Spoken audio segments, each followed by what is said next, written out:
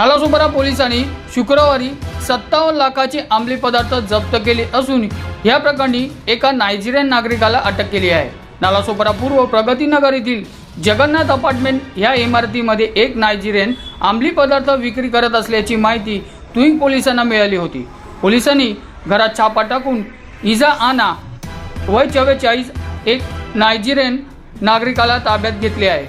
त्याच्याकडून तब्बल 57 लाखाचे कोकीन आणि मॅकेड्रॉन असे अंमली पदार्थ आढळून आले आहे। तुईंग पोलिसांनी आरोपीला MDFCFC कलमच्या गुन्हा दाखल केला असून अटक केली आहे। सदरची कामगिरी पोलीस आयुक्त पौर्णिमा चौगुले श्रीगी, सहाय्यक पोलीस आयुक्त उमेश माने पाटील, तुईंगचे वरिष्ठ पोलीस निरीक्षक शैलेंद्र नगरकर यांच्या मार्गदर्शनाखाली पुणे प्रकटीकरण शाखेचे सहाय्यक फौजदार बाळू बांदल, पोलीस हवालदार आनंद मोरे, उमेश वरटा, अशफाक जमादार, पांडुरंग केंद्रे, इस्माईल, राहुल कदम, सगळे रांजगे, बाळगुले, अमोल बडे यांनी केली आहे।